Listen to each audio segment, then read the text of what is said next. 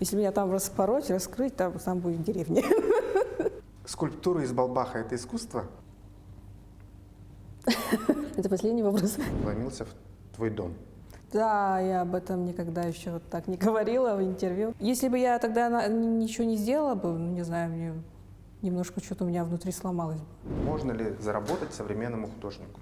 У нас есть немножко вот это какая-то суперсила. Как реагируют на современное искусство в Якутии? Было классно. Привет, я Максим Кардозу, и сейчас будет интервью с Кыданой Игнатьевой. Это популярный в Якутии художник, дизайнер, автор знаменитых якутских муралов. Мы поговорили с ней о современном искусстве, о мистике, о вдохновении и еще много о чем. Ну что, барды-бытышки? Кыдана, привет. Привет. Да, очень приятно тебя здесь видеть у нас в гостях. Давай немножко поговорим о твоем детстве. Все знают, что ты из Чурапчинского улуса. Вот. Расскажи немножечко про маму, про папу, вообще как шло твое становление художника, потому что ты очень часто говоришь, что ты поняла, что ты хочешь рисовать и хочешь быть художником еще в детстве. Я никогда не поняла, прям у меня не было момента, когда я поняла, что я хочу стать художницей. Я всегда думала, родилась и думала, что я уже вот художница, и так и должно быть. Я в детстве была немножко прям очень одинокой. Мама очень рано вышла на работу, поэтому я оставалась одна, а брат и сестра учились. И где-то с 3 лет меня оставляли дома одну. Тогда еще не было столько бумаг, и оставляла мама какие-то обои, тушь. И я там сидела, смотрела постоянно телевизор, типа «Доброе утро», там Малахов был, еще кто-то. Я смотрела и рисовала постоянно. Вот такое детство было интересное. Поэтому как-то немножко прям постоянно вот в себе ходила. Вот, возможно, это как-то тоже чем-то повлияло, потому что, чтобы рисовать, нужно быть усидчивой, как-то более-менее спокойной. Как родители реагировали на твое творчество?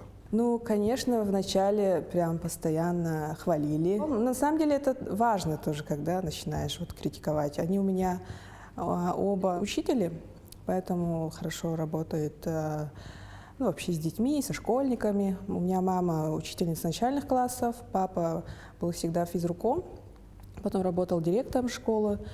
Вот. И в одно время, где-то в 11 или в 12 лет, начали критиковать. Вообще, типа, там что-то рисую, постоянно показываешь, ты сразу. Они, типа, тут что-то не так, типа. Ну ладно, типа, поэтому как-то уже с детства привыкла, и на самом деле так и надо. То есть не прям, если хочешь, чтобы у тебя, талант развивался у ребенка. А что ты рисовала? Ты рисовала там семью, там собачек, коровок, я не знаю.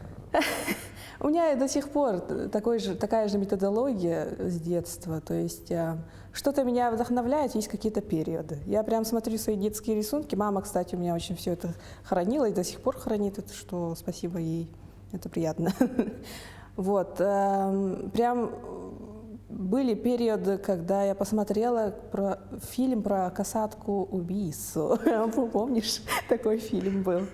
Меня это прям очень вдохновило, я прям была в шоке и, например, где-то целый год рисовала касаток. Это где-то 6 или 5 Убийц? Нет, касатки, они же такие... Нет, это фильм так назывался, но фильм был такой прям хороший на самом деле. Вот, и в одно время еще любила рисовать динозавров, как и все дети на самом деле. Такого прям, не знаю, нереального чего-то не было.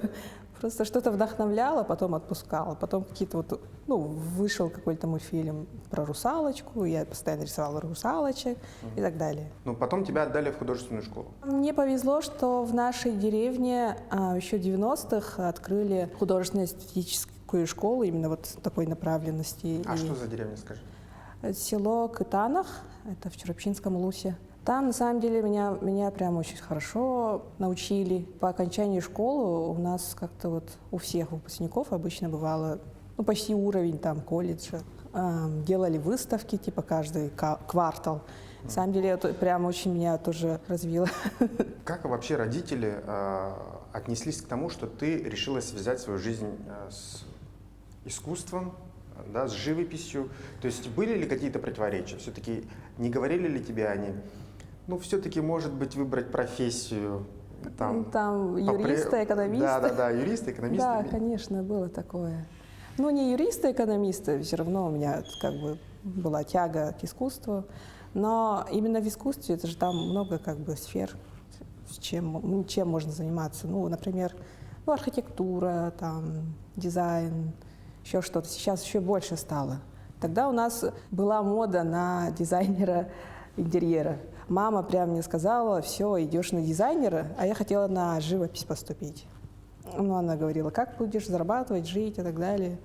Вот, поэтому особо как-то и не думала, когда заканчивала школу. А папа хотел, чтобы я стала лыжницей. У меня такая тема была, ну, отец за спорт, мама за искусство. Я так металась, это в 11 классе было. Я помню, в конце 11 класса уже по Улусу всех выигрывала. У нас же там Чивкис есть еще, там много спортсменов. Это ты про лыжи говоришь? Да, я про лыжи говорю. Там, например, занимала первые места. И среди студенток тоже. Поэтому они меня ждали прям все. Ректор вот Чивкиса меня как бы приглашал.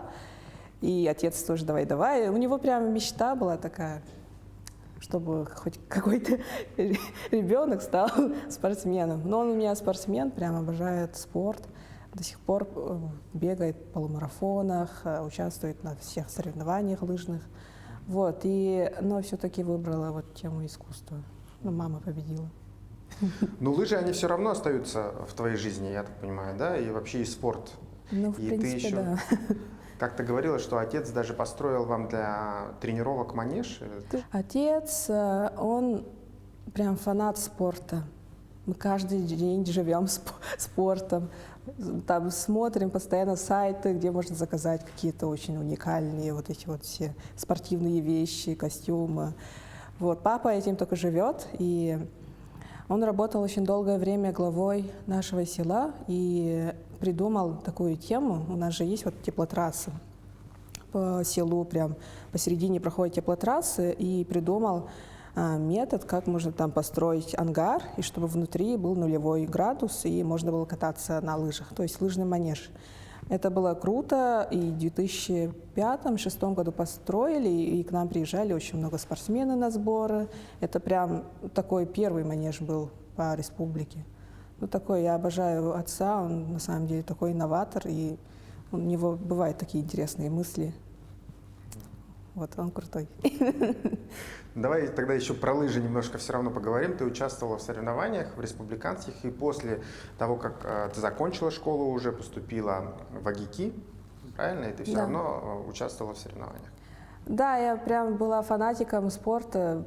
Постоянно даже в универ ходила с лыжами. После учебы вот в АГИКИ шла к зеленому лугу и там каталась на лыжах. Вот, и прям тогда очень много занималась спортом, прям каждый день. И у нас были свои соревнования. Ну, там, типа, среди колледжей, институтов искусства и так далее. Там всех постоянно побеждала. В то время прям постоянно соревновалась, была в форме. А потом мне понравились горные лыжи. Горные лыжи вообще там встала и все уже. Беговым больше не вернулась. Но там реально очень классный такой адреналинчик получаешь. Я знаю, что ты даже участвовал в соревнованиях по горным лыжам, которые проходят у нас в Нерюнгри традиционно. Это у нас как Олимпиада. Ну, в смысле, по республике проходит спартакиада по зимним видам спорта каждые 4 года вроде. Ну, типа как и Олимпиада. Да, там участвовала в 2016 году. Тогда я прям постоянно каталась на горных лыжах и заняла по параллельному, нет, не параллельно, по специальному слалому 2 место по республике. Ну, круто. Ну да. Ну, теперь пока ты не занимаешься, да? Ну, как-то вот я не чувствую развития, поэтому как-то неинтересно стало. Ну, возможно, надо поехать куда-нибудь, типа в Шерегеш кататься и так далее, но когда есть выбор, вот, во время отпуска поехать или в Шерегеш, или в куда-то, я постоянно выбираю второе. Ну, пока что так. Ну, что-то в твоих картинах я не видел спортивных мотивов. Так я же рисовала когда-то автограф-карты всякие вот эти вот. Ну, больше в лоу-поле, это в CG-арте. Рисовала портреты биатлонистов, лыжников. Обожала биатлон в одно время, кстати. Мартена Фуркада, вот норвежских биатлонистов, наших. Тогда они были очень сильными, и постоянно начала рисовать их. Ну, просто они вдохновляли меня, и рисовала просто в CG-арте. Союз биатлонистов России это заметили, и мне заказали автограф-карты всех биатлонистов, и они использовали эти карты, ну, с моими рисунками целый год. Ну, вот Шипулин, Малышка. Это было круто. И они, кстати, вот гонорар мне предлагали поехать бесплатно на Кубок мира, жильем в гостинице вместе со спортсменами. Ой. Должна была с ними пообщаться и так далее, но у меня тогда ипотеку взяла, поэтому деньги были нужны. Но они заплатили в итоге? Ну да. Вот то есть было либо-либо, да? Либо гонорар, либо путевка. Ну, вообще напрашивается, конечно, тема с доходностью, да, вообще, на чем зарабатывают художники сразу же, потому что очень многих это интересует, ну и все спрашивают, можно ли заработать современному художнику на своих картинах, или нужна какая-то еще дополнительная работа? Я не знаю, я не смогу, наверное, ответить на этот вопрос, потому что я никогда не была просто вот свободным художником, который с утра до вечера сидит в мастерской и рисует. Я уже когда училась в институте, уже работала где-то. В Якутпроекте тогда же поступила на работу. И у меня уже прям каждый день с 9 до 6 я на работе. И после 6 у меня вот уже есть время на творчество. Ну вот так живу уже 10 лет. Ну да. Потому что, не знаю, я не хочу оставить творчество только на зарабатывание, на основной заработок, потому что творчество должно быть свободным, тогда только будут у тебя какие-то хорошие работы. А если будешь сидеть на заказах, то у тебя уже вот, ну как-то вот, ну видно уже, когда рисуешь, уже не хотя что-то. Ну бывают же какие-то заказы. Вот. И хочется оставить творчество как-то вот в свободной форме. Но все-таки наши классики, они же свои самые главные шедевры некоторые рисовали же на заказ. Конечно, это возможно, я этого не исключаю. Бывают очень хорошие заказчики, наверное, с которыми ты прям ладишь, и у тебя какие-то вот мысли одинаковые, тогда, возможно, могут получиться. А когда человек говорит, ну, нарисуй меня там в стиле средневековья или в чем-то ренессансе, где-то я лежу где-то в золоте, ну, это уже, да, это уже кич. А такое предлагали тебе? Ну, много еще мне предлагали нарисовать портрет на 2-3 метра, типа, ну, это такое себе. Я на такое не возьму. Слушай, а еще какой-нибудь можешь вспомнить уникальный случай? Ну, наверное, какие-то шутеечки были, типа, нарисуй меня, как в «Титанике» и так далее. Ну, это просто так себе. Ну, много шутят на тему художников. Ну, ты продаешь свои картины? Вот. Кстати, еще и не продаю.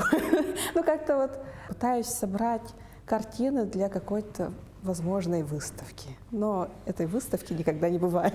Ну, реально, вот как-то вот все уже распродаешь и кому-то подаришь, потом собирать очень сложно для выставки. Поэтому как-то все собираю сейчас у себя в квартире, у меня там куча картин. Музей еще не просит?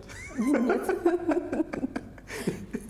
Еще никто не просит, да? Все в будущем, так сказать. Не знаю. Ну, я не говорю, что у меня картины прям шедевральные. Не, обычные картины, считаю. Я еще не нарисовала картину очень крутую, прям, которую можно было поставить в музее. Возможно, когда-нибудь хочу взять какой-то отпуск, прям поехать в деревню. Мечтаю, возможно, 1 год прожить в деревне и прям рисовать и рисовать. Прям это моя мечта. Идея X, который когда-нибудь будет или нет, не знаю. Но это роскошь на самом деле. Все равно же надо платить ипотеку, еще куча таких вещей. То есть тебя вдохновляет прямо якутская деревня? Мое место. Оно меня прям сильно вдохновляет, и только там я могу прям отдохнуть от всего, со своими родителями, собакой тусуюсь, там, вот эти вот все дела. И обожаю ходить за ягодами, сенокос. Вообще люблю деревню, и если меня там распороть, раскрыть, там будет деревня. У нас, у Сахалар, очень сильная прям идентичность, и это прям видно, оказывается, чувствуется. Ну, когда у тебя есть стержень, понятие того, что откуда ты родом, кто ты по национальности, какая у тебя история, когда ты все это знаешь, оно у тебя очень сильно, и прям людей это притягивает. И я тут встречаюсь с людьми, они как-то вот, например, ну, живут в Москве, где-то родились в Туле, потом учились в Владивостоке. Вот они как-то вот чувствуют себя потерянными, когда я спрашиваю, где их дом, они не знают, например. А если у меня спрашивать, ну, это Катанах. Я родилась там, я там училась, я там умру. Ну, как-то так. Ты как-то говорила, что и в детстве ты любила гулять по лесу и думала, что ты какая-то героиня из сказок или фантастических фильмов. Ты сейчас так делаешь? Это на самом деле очень крутая медитация. Это прям не в детстве было. Я когда училась в институте, там все-таки так классно было. Летом можно было поехать, ну, целое лето отдыхать дома. Давно этого не было. Это реально. Вот. Да, я с собачкой брала прям ведро с собой и шла просто в лес с музычкой и там с водичкой. Ну, собирала, не помню, там грибы, там ягоды. Я так ходила, любила одна ходить. Ну, именно у себя в деревне я там встречала своих ну, жителей деревни. Они такие: в смысле ты одна? Я говорю, такая выходит, они: Ну, просто мне нравится быть одной иногда, ну, порой, да, ну, все-таки, наверное, такая творческая тема. И люблю дороги, и как-то вот задумываться, и плюс там как-то мечтаю, думаю о каких-то проектах. В твоих картинах много магии. Да, расскажи про это наверняка из детства. Да, какие истории ты слышала? Может быть, сказки, которые тебя вдохновляют? И до сих пор, может быть, с тобой эти истории. Ты знаешь мультфильм Gravity Falls? Да, у меня детство прям такое было. На самом деле, да. Ну, очень много было фантазий, каких-то историй. У меня бабушка в деревне была очень такой народным человеком, и у нее очень много было историй по жизни. Вот, и там очень много было таких интересных историй, она рассказывала. Ну, больше вот по тематике там призраков, баек. Поэтому все это как-то у меня заложилось. И в целом я постоянно изучаю нашу культуру, она особенная. Вчера участникам вот образовательного форума рассказывала всю ночь про шаманизм. Всех людей это очень интересует, прям сильно-сильно. У нас есть немножко вот эта какая-то суперсила, потому что, возможно, мы прям очень тесно живем в природе. Это же вещи, которые когда-то, наверное, были, как-то мы сейчас растеряли после урбанизации и так далее. Но вот эта тематика очень прям притягивает, поэтому везде пытаюсь заложить, наверное, какую-то мистику в картинах. Ну, потому что самой это интересно. И у меня постоянно снятся какие-то сны интересные. Вот. Иногда поэтому рисую какие-то истории своих снов. Я постоянно во сне хожу у себя в деревне. Летаю там, что делаю. С бабушкой тусуюсь. Да, кстати, вот. Иногда чувствую, что они прям как будто... Я прям с ними встречаюсь. А иногда просто это обычные какие-то... Они уже темы. ушли или они живы? И они давно умерли. Бабушка умерла в 2019 году 3 июля. Вот, дедушка потом сразу тоже. Наверное, у всех тоже, у Сахалар есть такая тема во сне. Ну, как-то вот вещи сны снятся. У меня тоже такое бывает частенько. Ты очень часто говоришь, что тебя вдохновил якутский художник Иван Попов. Да, расскажи, когда ты увидела первую его картину, и ты часто говоришь про картину именно шамана. Да, это самая сильная картина в Национальном художественном музее. Это очень крутой художник. Он первый профессиональный художник в Якутии, Иван Васильевич Попов, родом из села Кёль. У него еще родные, отец, дедушка, они очень многое сделали для Татты. Ну, построили, открыли первую школу, например. Много чего сделали, которые вот являются прям вот первым. И меня это и привлекает. А так познакомилась с его работами в 1998 вроде. Тогда проходили спортивные игры Эбигао Нилера в селе Кёль. Тогда мне было где-то 7-6 лет. И мама сказала, что есть, оказывается, галерея вот этого художника. И мы туда пошли. Я помню прямо этот день, было немножко пасмурно. Вот, пошли, и я была в шоке. Прям вот эти все картины меня поразили. Теленок, например, лиственница золотая. Шаман был. Посмотрела. Обычно говорили, что детей это пугает, эта картина, но меня не напугала, но прям сильное, вот, яркое впечатление осталось. И тогда мама мне купила еще книжку. И вот эта книга до сих пор я с собой постоянно таскаю. Он самая крутая книжка, наверное. Он меня до сих пор вдохновляет, потому что занимался не только живописью, но и многим чем. Даже научной работой, был этнографом, фотографом. У него был свой модель, который фотал везде, наверное. Везде же используют его фотографии сейчас по всем нынешним там пабликам. Иногда даже не пишут авторство, но в целом он очень много чего сделал для Якутии. То есть не только заниматься творчеством, но и плюс что-то пытаться делать для своего родного места. Развивать. Развивать. Если говорить еще про якутских художников, кто тебе, может быть, еще нравится? Нравится Иннокентий Корякин, например. Недавно у него была на выставке, на мастер-классе. Меня очень притягивает, когда человек сам такой хороший, ну, такой добрый, со всеми хорошо общается, и со мной может там что-то пообщаться и так далее. Вот это все-таки тоже притягивает. Иннокентий такой, оказывается, искренний, добрый, прям понравился. Опять же, якутская деревня у него. Да, вот эта тема, ну, тоже, как и у многих художников, на самом деле, якутских. Ты как-то говорила, что ты ищешь себя и свой стиль, да, в живописи. Ты его нашла или ты продолжаешь экспериментировать? То есть, если мы говорим про Корякина, у него этот стиль, Он нашел он уже. нашел уже. Да. Он очень много искал, кстати, очень долго искал, и вот недавно нашел. Ну, где-то 5 лет назад, наверное, 10-5. Ну, так мне рассказывали наши преподаватели в АГИКИ. Очень много же рисует. Каждый день, кажется, вот, опубликовывает новые работы, и он сейчас там в Инстаграме так хорошо прям влился, что тоже круто. Ну, конечно, у меня что-то уже, наверное, есть, но мне будет очень скучно, когда что-то найду и прям буду делать одно и то же. То есть меня привлекает, когда делаешь постоянно что-то интересное, новое. Вот, поэтому, наверное, всю жизнь буду в поиске новых знаний, новых каких-то течений, вдохновений. Это тоже как бы заряжает на какую-то активную жизнь. Если говорить про муралы, да, которые ты делала и делаешь, как у тебя появилась идея начать рисовать на стенах? Про мурал, конечно, там везде смотрела, там в интернетах сидела, смотрела и так далее. Но в жизни нигде не видела, ну, во время путешествий и так далее. Вот, и мы тогда работали с Ириной Дмитриевной Алексеевой в Якут-проекте, и как раз очень много мечтали. Мечтали, что можно сделать такого в Якутии. На самом деле это такая же очень искренняя и добрая мечта. Что-то пытаться сделать. Вот. И тогда придумали, стояли там, пили кофе, и такие, надо бы сделать такие большие рисунки. Вот. И во время Детей Азии как раз там появилась возможность реализовать центральные улицы, как-то приводили в порядок, и как раз вот этот вот проект мы туда добавили. Я там искала еще художников, тоже плюс курировала в целом действие. Нашла вот Андрея Степанова. Как бы одним из первых рисовал такие большие какие-то рисунки граффити в Якутске с начала нулевых. Многие его знают в Якутске.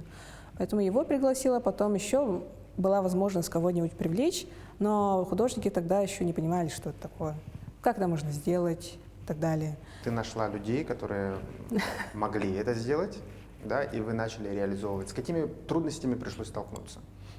Вообще это был первый рисунок, и еще вот эти вот по Кирову, вот эти общежития, я сама их выбрала и предложила, то есть, и начала делать эскизы. Вот, утверждали в архитектура города и сам мэр, тогда был Арсений Николаев мэром, вот, и выбрали вот эти именно рисунки. Я понимала, как это возможно сделать в целом. Ну, например, мы там рисовали с сеткой. Разбили все на сетку и вот так рисовала. Я тогда очень долго рисовала. Вот в этом и сложность, наверное, была. И все это очень дорого стоило. Например, автовышка, час аренды стоит 2000 в среднем в Якутске. Вот, если ты рисуешь целый день, где-то 10 часов, то уже 20 тысяч. И так каждый день. И там месяц. И это очень дорого выходит. Вот в итоге забирают весь гонорар. Ну да, там не художник зарабатывает, там водитель автовышки зарабатывает обычно. Я хотела прям показать свое творчество, прям хотела, желала этого. Ну так нормально получилось, и хорошо подготовили стену, грунтовку и так далее, до сих пор висит, и хорошо на самом деле выглядит. Я как раз про это тоже хотел спросить. То есть технологически стена должна быть Да, заранее надо, подготовлена. конечно, там тоже прям большие работы ведутся, строительные, там надо посмотреть, сделать какую-то экспертизу, чего там, что-то потрескалось, возможно, какой-то сделать ремонтик там, например, загрунтовать все, обелить и так далее, потом еще проверять, там, стучать везде. Если нормальную подготовку не сделаешь, то краска может упасть. И такие моменты тоже сейчас мы смотрим. Например, мы же делали по фестивалю очень много муралов по улусам, по городам в Якутии. И там где-то потрескалось. Это уже вот от некачественной подготовки зависит. Если ты даже выберешь какую-то самую хорошую краску Курилу, например, там из-за грунтовки может все упасть. Ты бы сейчас сделала другой рисунок или оставила все как есть? Конечно, там поменяла бы. Сейчас смотрю, там уже как-то не очень. Я прям хочу выйти сейчас, немножко там поменять. На самом деле муралы — это такая тема сезонная, это сезонные арт-объекты. В среднем могут там 10 лет простоять. Зависит еще от подготовки. Если там не очень подготовили, то уже можно поменять, убрать. И даже, например, в Лондоне есть Шордич вроде, улица, где почти каждый день обновляются рисунки. И это нормально. Если мы говорим про фестиваль, который ты курируешь, это «Лето Якутия», как раз в его рамках и проходят все вот эти вот работы, связанные с муралами. Да. Расскажи про этот фестиваль, про его идею, как вообще идет реализация, и сейчас же идет подготовка к третьему, я так понимаю. Я сейчас работаю в Центре компетенций, и у нас очень много интересных художников, которых можно прям тоже обучить, можно сказать, помочь им. И ради этих задач мы организовали первый республиканский фестиваль в 2019 году. То есть не только в Якутске, а по всей республике. Мы расписывали даже в Среднеколымске. Там такие сложности бывали вообще. Какие? По транспортировке, например. Очень дорого. Бывает, что вообще невозможно отправить, еще что такое. В 2019 году мы отправили заявку от Центра компетенций на президентский грант. Есть такой грант, федеральные деньги, отправили на 6,5 миллионов и выиграли. И в итоге разработали 19 арт-объектов, в том числе и скульптур, в 15 населенных пунктах. В Покровске, в Нюрбе, в Алекминске, в Чурапче, в Бердикистях и так далее. Там у нас очень много участвовали местные художники, такие как Николай Чечасов, Аяна Иванова, Софья Шилова, Николай Григорьев и многие-многие-многие. Всем помогали, курировали. Было сложно, но в итоге получили хороший эффект. В этом году тоже написали заявку на 3-й фестиваль. 15 июня будет известно, дадут или нет. Посмотрим. Тоже на 3-й фестиваль запросили где-то 4 миллиона. И в этом году все-таки мы как-то организовывали только среди наших художников. И все равно, чтобы развиться, нужен хороший обмен опытом с очень крутыми художниками. И в этом году подружились с уральскими ребятами из Екатеринбурга. Есть очень крутой фестиваль «Стенография». Проходит каждый год в ЕГБ, и по всей стране уже они курируют много чего где. И хотим их пригласить и расписать, чтобы они расписали какой-то очень крутой арт-объект, который стал бы примером и обучили бы наших художников. С такой концепцией отправили фестиваль. То есть у нас будет такая коллаборация. Надеюсь, будет. Если все удастся, если деньги найдутся, то в каких, может быть, населенных пунктах появятся арт-объекты? И, может быть, про какие-то самые интересные идеи ты можешь сейчас рассказать? В этом году мы планируем только в Якутске и в пригородах, в Жатае, например. Но не только мы делаем, то есть есть еще много ребят, которые организовывают подобные фестивали. То есть бывает, что у нас темы не схожие, поэтому они делают сами по себе. Но я им помогаю, рассказываю, как можно делать сметку, кому нужно обращаться и так далее. И сейчас, например, в Жатае ребята сами хотят сделать фестиваль такой. Но бывает администрации, например, районов, городов, они сами в бюджете себе залаживают и обращаются к нам. Я курирую, там нахожу художников, помогаю со сметой и так далее, с организационными моментами. Ну, может быть, в Якутске какой-то самый яркий проект какой, который хотелось бы реализовать в первую очередь? Ты про это говоришь. Есть сейчас прикольная тема, кстати, расписывать площади. То есть не настенные рисунки, скверы, парки. Как в Екатеринбурге. Как и в Екатеринбурге, как и в Москве, и как и в других зарубежных городах. Что-то такое было бы классно в Якутске, такого еще не было. Как реагируют на современное искусство в Якутии? Скажи Сам, мне, наверное, пожалуйста. знаешь. Например, голова Акуды, помнишь? Да. историю? Вот я про это и спрашиваю тебя. Давай расскажем эту историю. То есть прошел первый фестиваль, это Якутия. Нет, это по биеннале было. Это что было? Это организовывали Национальный художественный биеннале, музей. точно, Биеннале. да. Они пригласили очень много зарубежных художников. Это было на самом деле очень круто. Плюс еще Акуда сам не приезжал, это испанский художник, очень известный по миру. И то, что если он сделал где-нибудь что-то, это уже в мировой карте искусства уже появляется что-то, да? Вот, и он отправил эскиз нашему музею, и по эскизу прям он курировал онлайн, разработали такой арт-объект, который установили, ну, возможно, место выбрали не такое удачное, можно сказать, да, рядом с Триумфом. Вот, и где-то год простоял, потом начали рефлексировать сильно. Ну, там были такие странные моменты, ну, типа там посмотрел на арт-объект и, ну, начал поддерживать какие-то сообщества и так далее. Ну, и на самом деле это была странная тема, я до сих пор не понимаю, как может произойти такое. В итоге же убрали же. В итоге, ну, сам музей убрал, потому что они как-то не хотели таких больших резонансов, возможно. Пока установили на территории музея, но в будущем мы планируем сделать очень хорошее общественное пространство молодежное и думаем туда поставить. Ну, это Илдархан сам так сказал. Как куда-то надо поставить. Ну что делать в такой ситуации? Вот есть современное искусство. Понятное дело, что оно понятно не всем. Это, конечно, да. Да, но прекрасное нужно нести в массы, нужно же обучать людей, показывать, что есть разные направления и так далее. В этом же тоже есть какой-то посыл. В общем-то. Ну, многие мои коллеги со мной не согласятся, наверное, но это было слишком немножко рискованным для Якутии. Надо все-таки, как я сказала, развивать и обучать искусству. То есть постепенно надо переходить из традиционных каких-то тематик постепенно к каким-то прям слишком современным решениям. Ну, я так считаю, но многие не согласятся наши. То есть ты это учитываешь, когда к тебе обращаются, например, с созданием мурала в той же Чурапче или в других населенных пунктах? Конечно. Раньше как было? Например, проектируем сквер, там архитектор у себя в офисе сидят и что-то рисует, потом уже поставили перед фактом жителей и реализовали и уехали.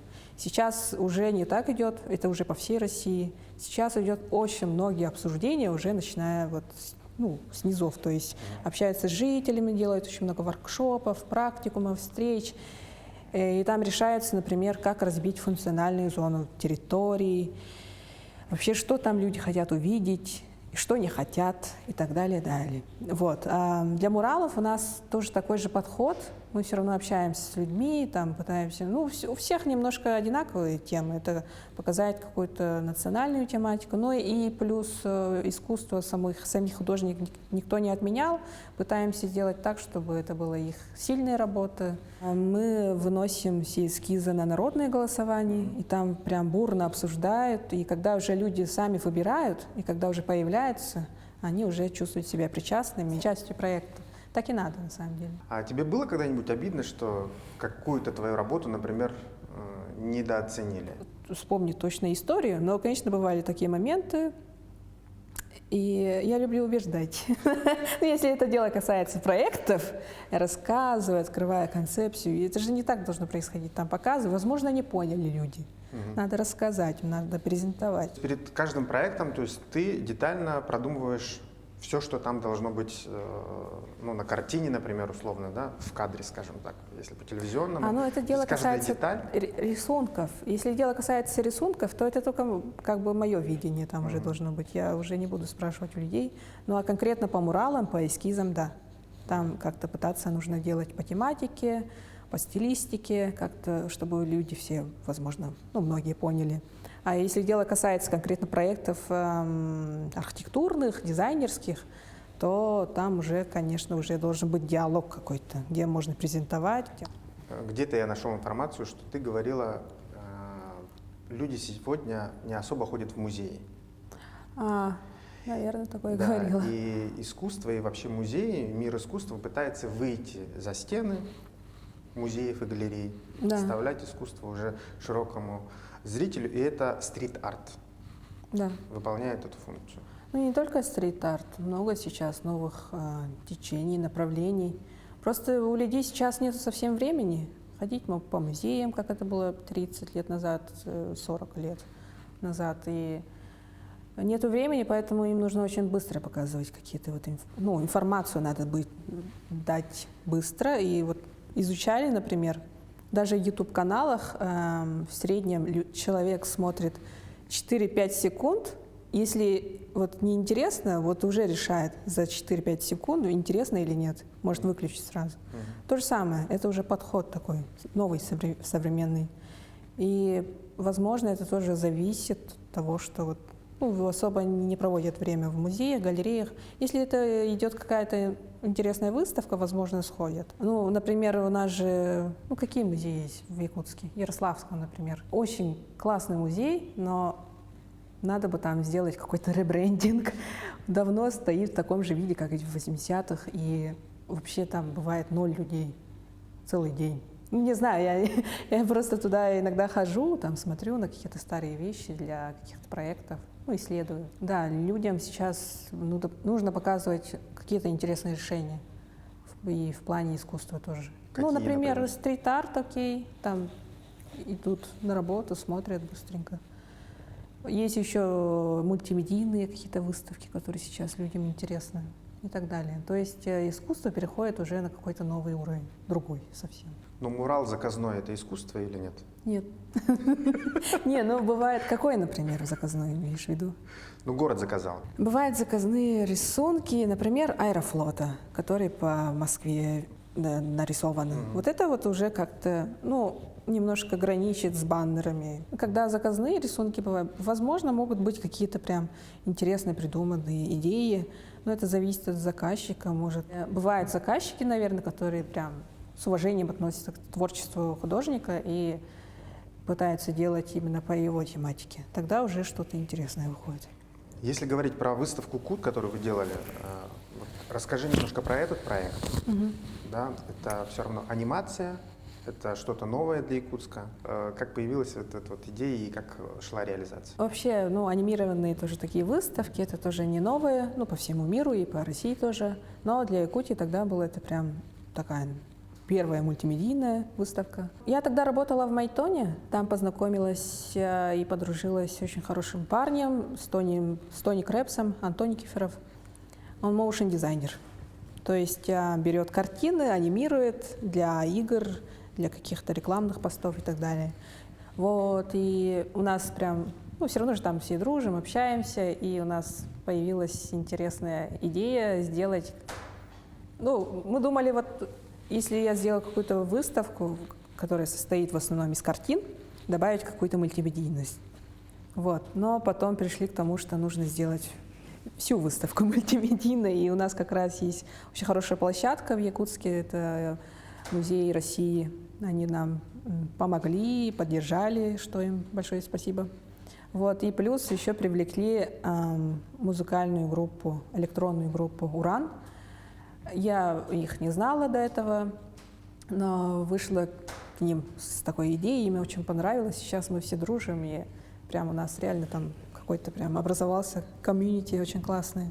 То есть мне интересно не только только живопись, но и общаться, коллаборировать с какими-то интересными людьми. Прям все это тоже очень вдохновляет сильно. Их музыка, она очень классная, какая-то современная. Ты, наверное, тоже слышал. Уран. Да. Они крутые. Вот. И на открытии пришло где-то 1500 человек. Мы сами были в шоке. Вообще. Для Якутии это впервые тоже все. Мы сделали перформанс такой интересный был. Тоже все связано с мистикой и так далее. Очень многие приходили. Каждый день ходило где-то на выставку 700-800 человек в среднем. И на самом деле это показатель, что людям до сих пор интересно искусство, люди ходят, если делать какие-то интересные вещи. Мы все это сделали бесплатно, кстати, везде постоянно был бесплатный вход. Такая идея была, искусство всем. А какой еще формат можно, например, применить, который уже работает где-то, а в Якутске еще нет? Ты думала об этом? У нас, например, вот в рамках нашей работы Центра компетенций делали Ленд-арт фестиваль. В микрорайоне Кангалас, рядом с Якутском, мы вот зимой, в ноябре-декабре, сделали такой фестиваль, где ленд-арт искусство. То есть, используя только природные материалы, какие, как лед, ветки, дерево и так далее, с привлечением местных художников разработали несколько арт-объектов. Такие арт-объекты могут существовать полгода, один день. Никто этого не отменял, и в целом это потом можно посмотреть только в видео, фотографии этих объектов. И вообще вот наша идентичность, вот холода, каких-то традиционных моментов людям прям очень интересно. Насколько художнику важно, чтобы его произведение все-таки оставалось, не на несколько месяцев? Хочется же, чтобы, например, любовались там, годы, столетия, я не знаю. А все-таки вот это вот, и опять же тема с муралами, и вот этот вот тот проект, про который ты сейчас рассказала, художник изначально знает, что через пару месяцев это растает. Да. И не обидно ли от этого? Да, я думаю, нет, если ты уже готов как бы к тому, что это просто природа, оно тает. Наоборот, в этом и интерес, когда вот только в один момент расцветает, потом уже это как цветы, например, как бабочка. Волшебство. Как ты думаешь, вот космолет, который появился в этом году, вот ты знаешь же, ребята сделали космолет из Мандалорца. Это что? Это можно считать арт-объектом? Как ты думаешь? Нет, это арт-объект, это, несомненно, арт-объект, такой косплейный, очень классный и очень актуальный по всему миру, что показало заинтересованность СМИ, да? Но я с Аялом познакомилась недавно, очень такой человек, интересный парень, прям вдохновляющий, кстати, очень много такой заинтересованный, его прям глаза такие горят. Интересно всегда общаться с такими людьми. Есть комментарии от эксперта, это как вообще, когда делаешь для городской среды какие-то объекты, нужно заранее продумать над конструкцией, над материалами, это все равно на улице будет стоять. Надо просчитать в целом весь объем, как будет, надо закреплять, например, под основу делать. Это все важно. Надо было учить это уже в начале. Если это спортивное оборудование или детское, оно должно быть сертифицированным. То есть все равно же, если бы там дети играли бы, это же на самом деле опасно, возможно, на кого-нибудь упало бы и так далее. Поэтому все такие оборудования сертифицируются и строятся прям профессионалами. Все детали, все вот эти вот конструкции прям проходят через многие опыты и так далее. Поэтому в будущем нужно учитывать вот эти вот все вещи. И я Аяла хочу позвать к нам в офис на консультацию. Пригласить, почему нет? Надо помогать таким людям. Если бы он к вам пришел с этой идеей на фестиваль «Лето Якутия»? Мы ему помогли бы, и конструкция была бы более-менее такой надежной. Слушай, а кому-то отказывали? Люди приходили с безумными какими-то идеями? Конечно. Все равно же мы делаем отбор, делаем конкурс для всех художников. Бывали моменты, не прям такие сумасшедшие идеи, а как-то более любительские идеи какие-то, неинтересные. Скульптура из Балбаха — это искусство? Не знаю. Но это больше как прям пиар-тема. Он же прям известен уже по всему, по всей России. Я не знаю, мы об этом тоже дискутировали с коллегами. Я думала его пригласить на фестиваль, почему нет? Но меня коллеги не поддержали. Смотря что делать, да? Дело же, наверное, не в материале.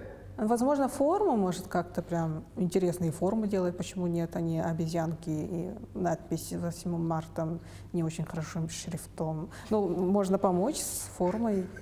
Почему нет? Это тоже природный материал. Что тебе как художнику сейчас интересно? Я не знаю. Я немножко отношусь еще к искусству как к спорту, наверное. Ну, возвращаемся к детству. Мне нравится спорт в том плане, когда вот каждый день тренируешься, и потом у тебя что-то появляется, ну, какие-то достижения. Это зависит только от тебя. К искусству я тоже так отношусь как-то. Вот каждый день должна что-то сделать или что-то придумать. Но я так жила уже где-то 10 лет и немножко устала от этого на самом деле.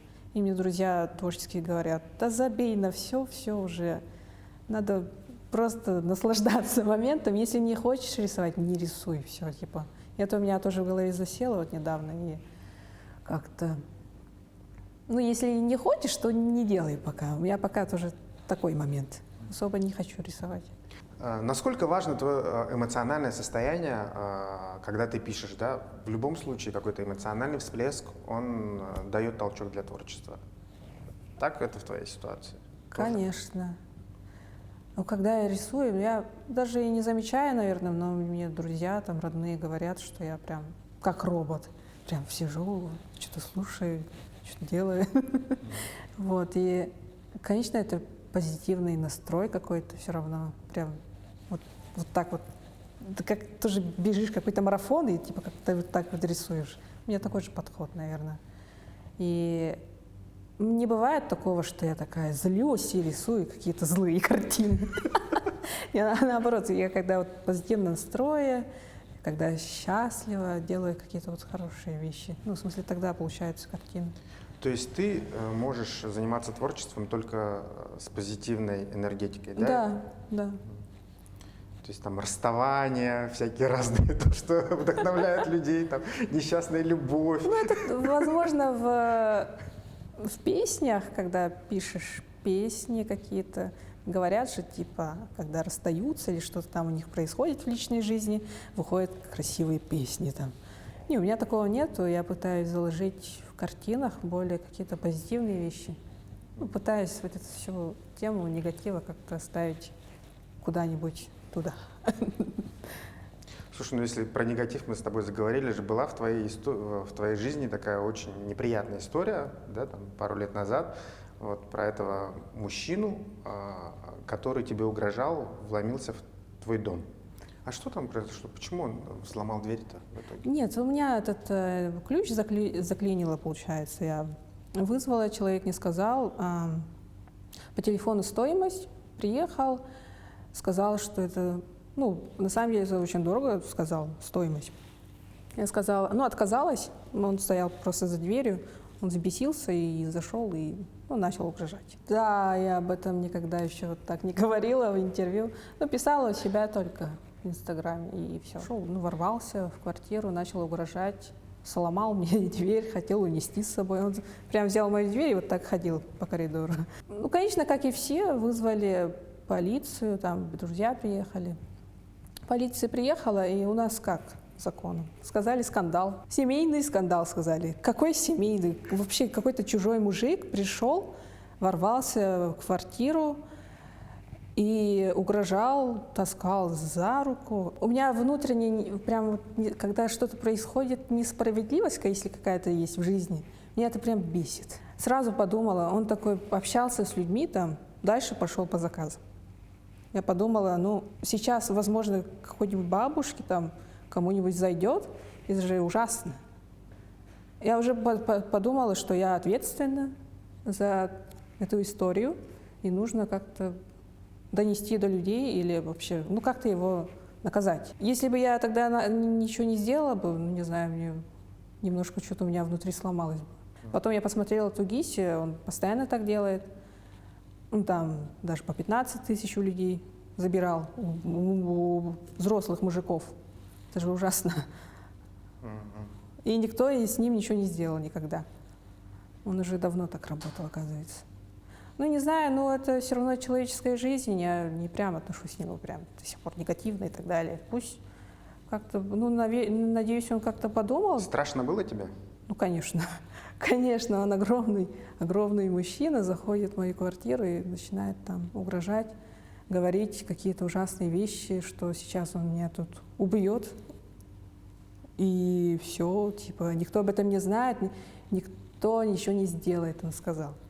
Чем закончилась-то эта история? Ну, у нас был суд, он, получается, сейчас как привлеченный. В итоге штраф, я не знаю, там что... Ну, мне оплатила за моралку. Вот после этой истории был у тебя какой-то порыв к творчеству, вот все это излить? Да нет, конечно, нет. Я же говорю, какие-то негативные моменты должны остаться где-то там. В картинах это все вот, позитивно настроенные вещи должны быть. То есть там же проецирую, и потом это же люди забирают всю оттуда какую-то энергию, типа себе, не знаю. Вот, поэтому там пытаюсь заложить какие-то более такие хорошие вещи. Ты говорила, что в начале нашего разговора, что ты сейчас не продаешь свои квартиры, ты их копишь для будущей выставки, которую все-таки хочешь сделать. Давай про выставку. Будет ли, когда... Мы хотим наш код, вот наш совместный проект с Уранами Эстонии, как-то все упаковать прям в один хороший контент и, возможно, по всей России транслировать как-то. Ну, это просто в мечтах было. Просто... Но запрос на якутскую культуру есть в России? Можно ли говорить, что якутские художники могут выйти на российский уровень, и это будет действительно востребовано? Я думаю, что, это чисто лично мое мнение. Это людям интересно, но не сильно. Если хочешь транслировать это на весь мир, надо рисовать какие-то картины по мировой тематике как-то. Это как немножко я сравниваю все в своем опыте. Например, вот Майтоны же разрабатывали игры по Нюргунбатуру, и это никому не зашло, только кроме наших. В искусстве то же самое, как будто сейчас они делают игры по викторианской тематике, и всем это заходит. Как-то так. Но то, что мы делаем, конечно, это тоже важно и для нас самих. Что нужно сделать для того, чтобы стать известным и популярным художником? Это последний вопрос. Не знаю. А вообще, я просто сама делаю все это, выходит как-то, именно в моем плане, как-то так и должно быть. Но, например, когда общаюсь со многими творческими людьми, они очень стесняются, например, показывать свое творчество, боятся критики, боятся быть, возможно, неуслышанными и так далее. Я думаю, не надо бояться и постоянно везде. Сейчас как бы время цифровизации, как говорят, соцсетей, и надо активно сидеть. Почему нет? Никто не отменял быть блогером, рассказывать о своем творчестве. Можно это подать в очень интересном формате. И это все помогает как-то быть актуальным. Спасибо тебе, Федана, за разговор. Спасибо тебе за приглашение. Было классно.